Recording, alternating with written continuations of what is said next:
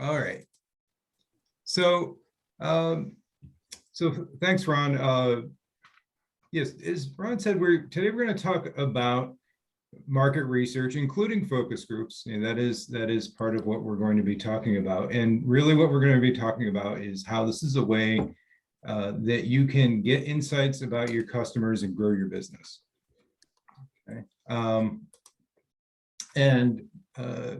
My name is Vance Mariner, and I'm a senior research analyst at Drive Research, and I'm joined by Emily Carroll, who is the marketing manager here at Drive Research.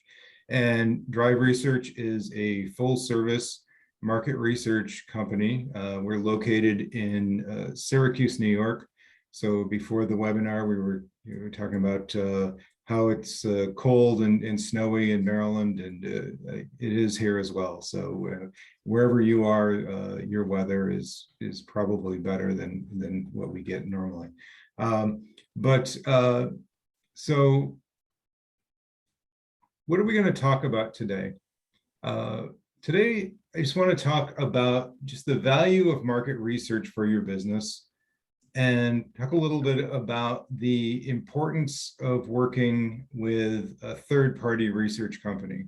So some of this is stuff that you could do on your own, and some of it is something that you might want to reach out to a third-party research firm for help.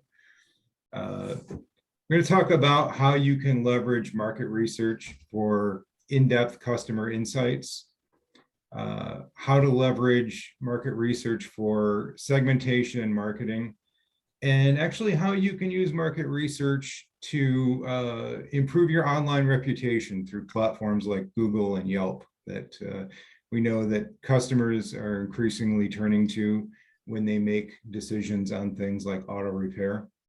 And just generally talking about the value of using data to drive future decision-making and strategy. And then at the end, we are going to have some time for questions and answers. Okay, now, when I talk about market research, what I'm really talking about is listening to your customers, right? So that's really all it amounts to, is you're listening to your customers to get insights about what their needs and wants are and how you could better serve those. And just as important is you're not just listening to your customers, but you're listening to people who could be your customers but aren't yet. So it's a way that you could you can retain the customers that you have, and also it's a way to get insights to get new customers and grow your business that way. So if you have better retention and you can attract new customers, good things are going to happen. And you might be saying, okay, well, listen to my customers. I'm already doing that. I already talk to people who come into my shops, and I monitor what people are saying about my company on social media. So I'm already listening. And that's great. And if you're doing that, I encourage you to keep doing it, and you're going to get some valuable insights from that. But I would suggest that that's only giving you part of what you need. If you're only listening that way, then you're not hearing the whole story. And market research can help get you that whole story. Okay. And so I mentioned that, some of this kind of listening is something that you can do on your own. I mentioned, talking to people that come into your shops and monitoring what they're saying about you on social media is just a couple ways. But there are benefits of working with a research company, a dedicated research company that does this all the time. A few of those benefits, one would be objectivity. So just human nature, it's hard for us to to ask questions about ourselves or to listen to feedback about ourselves. It's just we're not always wired to hear things or to even seek out information that might be something that we don't want to hear. And an independent company can help get at those issues. Another issue is resources. A market research firm is going to have access to resources that will really help in those listening exercises. We have access to databases of potential people to participate in focus groups and surveys. We have access to pretty detailed demographic data about your market. So if you were looking, before the discussion, we were talking about moving to a new location, a market research company is going to have the data and the experience to get the demographics about a location and different insights about, maybe where the best place to locate is.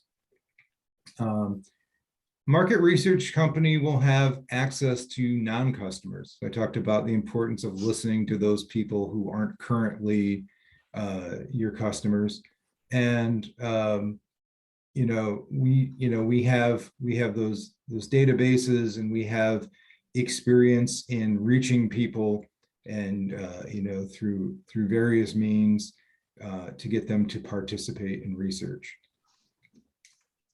Another benefit would be our outside perspective, the outsider perspective. And we do business with a lot of different industries. We do research for manufacturing, healthcare, retail, you name it. And there's a benefit in that, every industry has its own specific needs, but they also have a lot of needs in common with other industries. And so if you work with a firm that has researched a lot of different topics, a lot of different industries, a lot of different areas, when they give you recommendations based on the research, they can really leverage that perspective to give you the best advice. And finally, another benefit is that sometimes using a third party gets more honest feedback from your customers. There are things that a customer might tell a third party that they wouldn't tell you directly. I mean, obviously, some people are not shy about telling you the unvarnished truth, but others are. And, a third party kind of gives that distance that some people need to be able to give honest feedback. Okay, so today we're going to talk about just a few different types of market research. Ron talked about focus groups, and that is definitely an important component of market research, one of several that we'll talk about today. And, focus groups, I'm going to start with that because focus groups are often a good starting point for any kind of, look into customer insights just by their nature. So what is a focus group? It's a technique that we use to collect data through group interaction. So we recruit a group of people, usually it's around 6 to 10, it could be a little more, it could be a little less. But a typical group has, 6 to 10 people, and it's led by a moderator who kind of guides the discussion and keeps things on topic and makes sure that everybody has a chance to provide their feedback.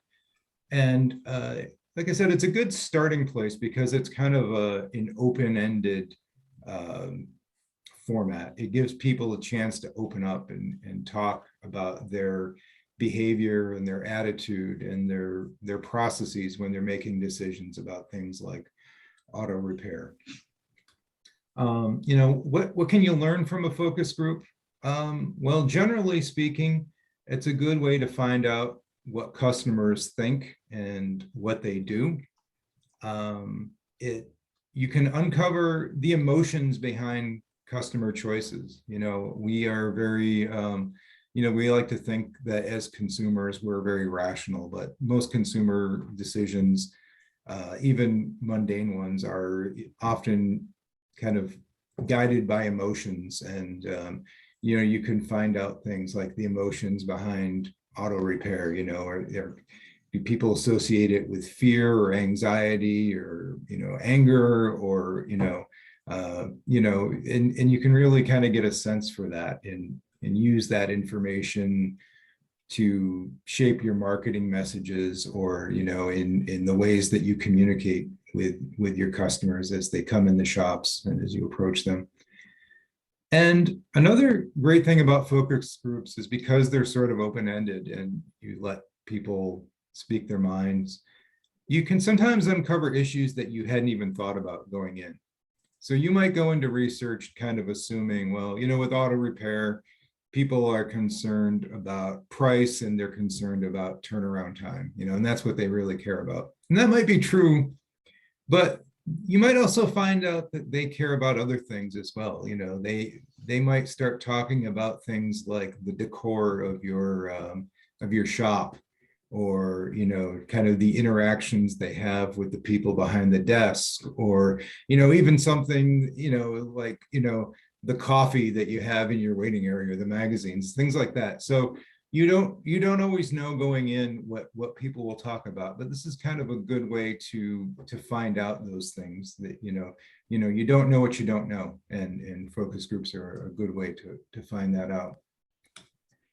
So some specific issues that you can explore, focus groups are very versatile. When you get people together, you can really talk about a lot of different issues, but just some examples of things that you could look at is, you could test their reactions to advertising or marketing.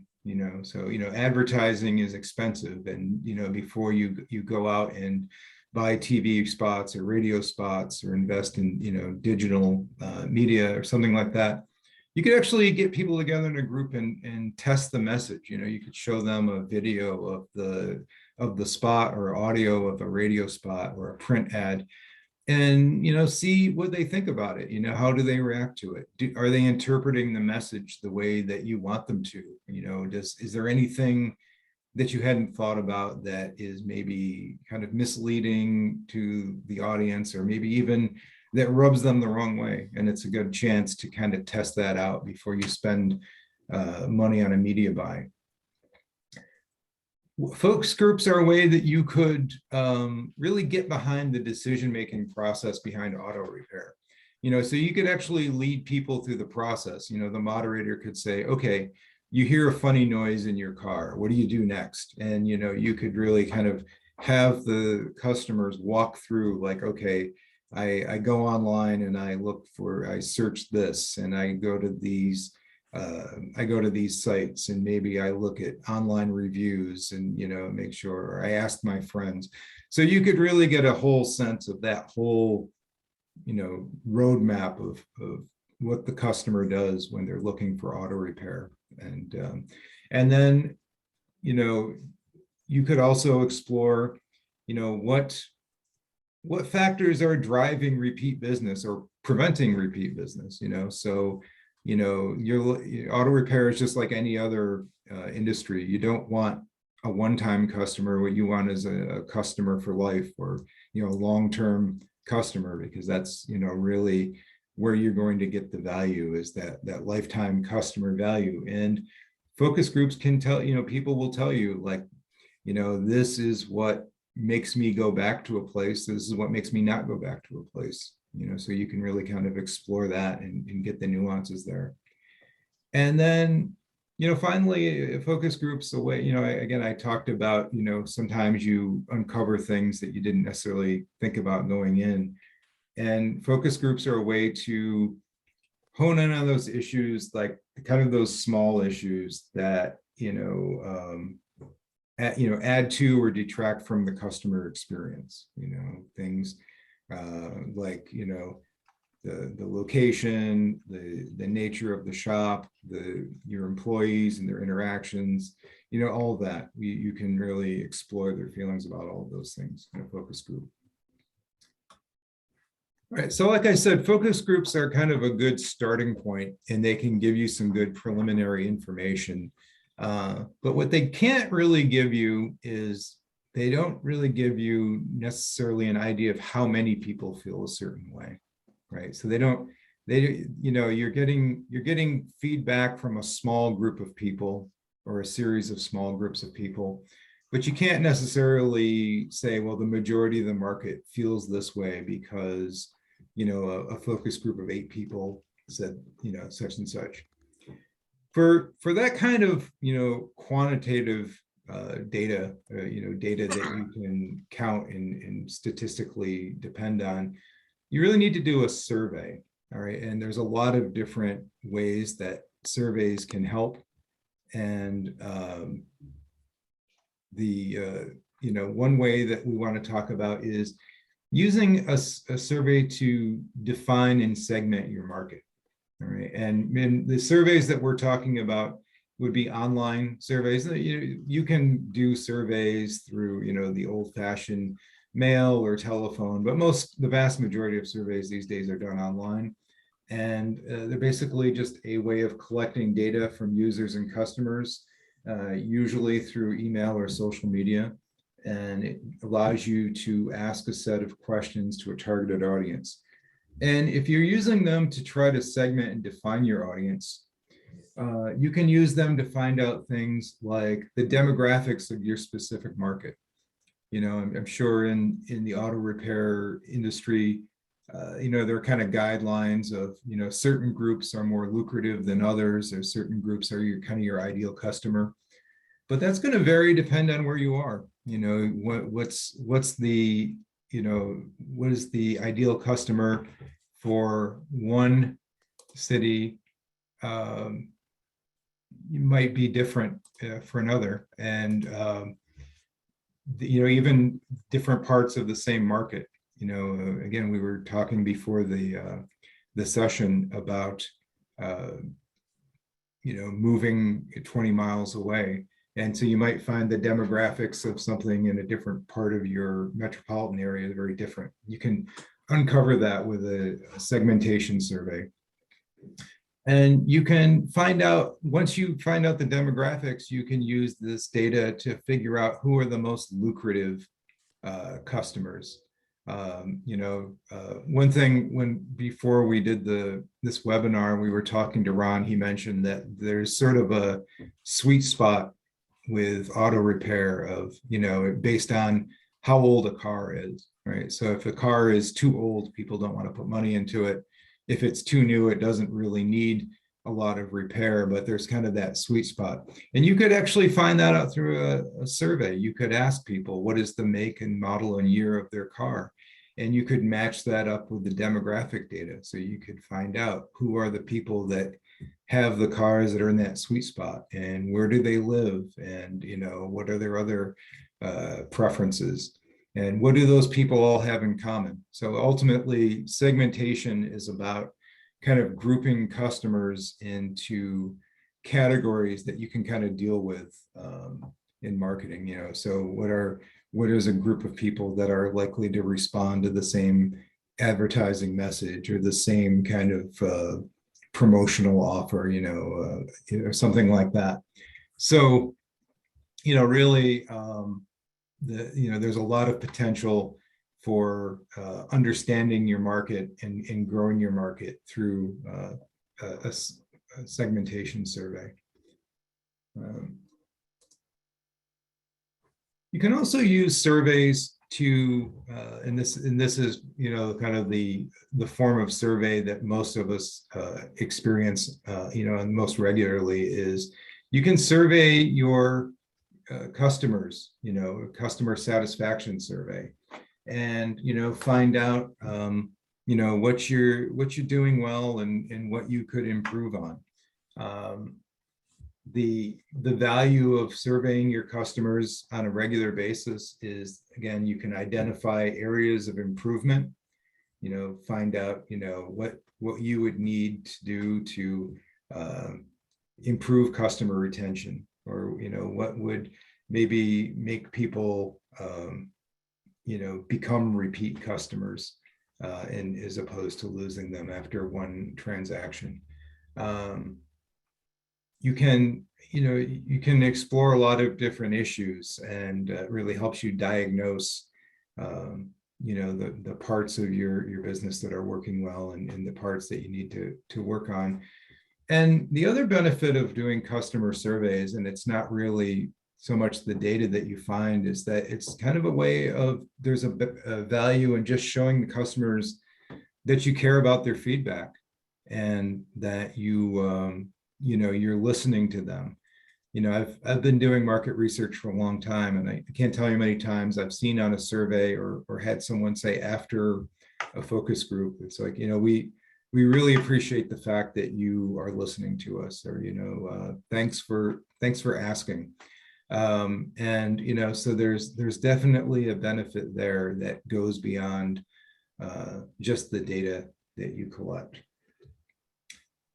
So there's also a way that you can kind of combine a customer survey with online reputation management. And here I'm going to turn the discussion over to Emily, and she's going to tell you a little bit about how that could work. Thanks, Vance.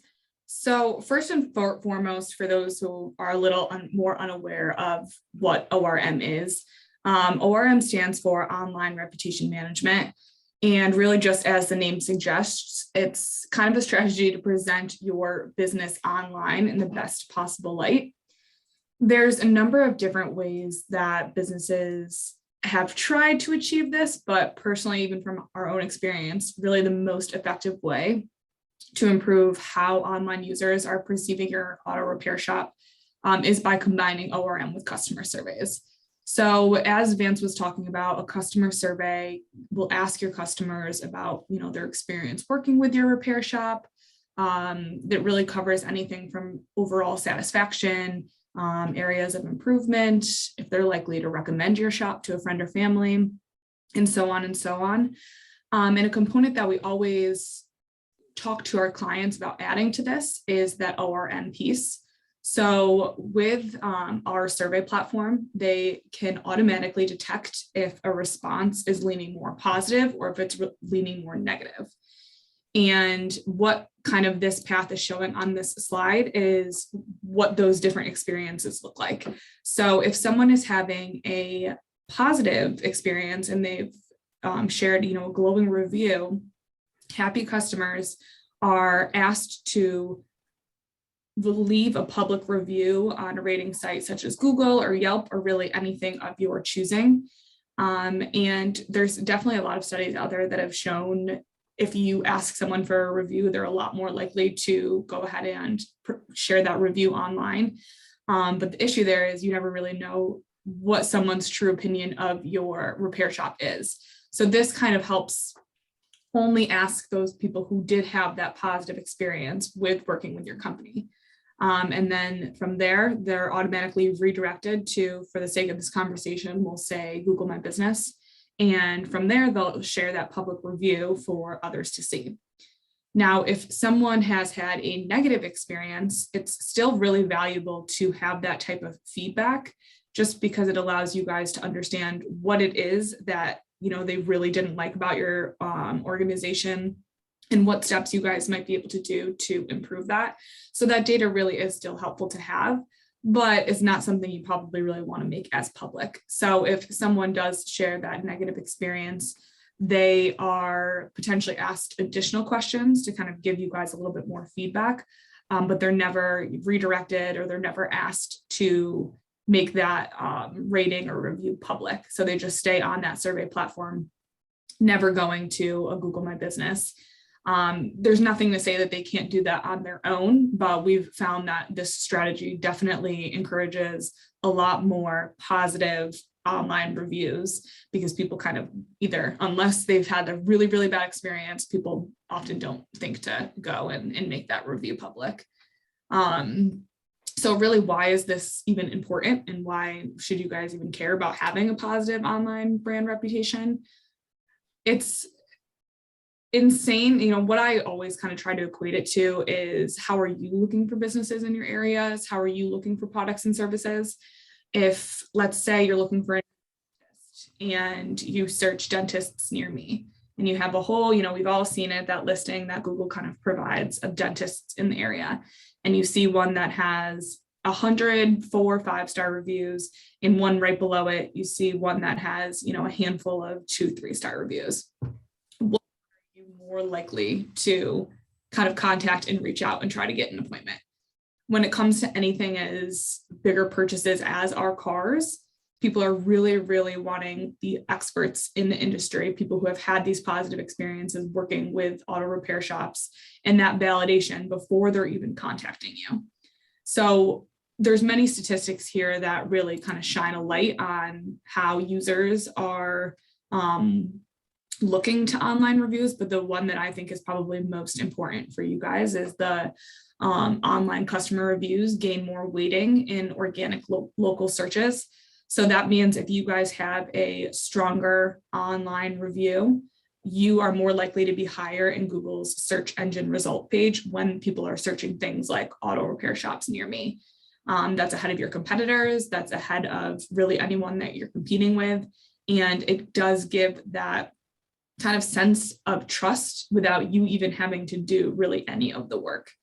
So I love even talking about online reputation management, because I think as more people are really starting their searches online for anything, it's really, really important to have not only a good rating, but a lot of them as well. So if you just have, 2 5-star reviews, but a competitor has 4 100-star reviews, people are more likely to go with that company that has even a lot more reviews. So ORM can definitely help you kind of get both quantity and quality.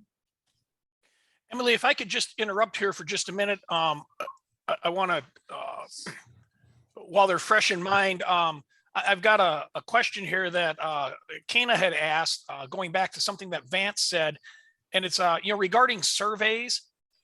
Vance, what would you say? How many questions would you say people are generally willing to answer?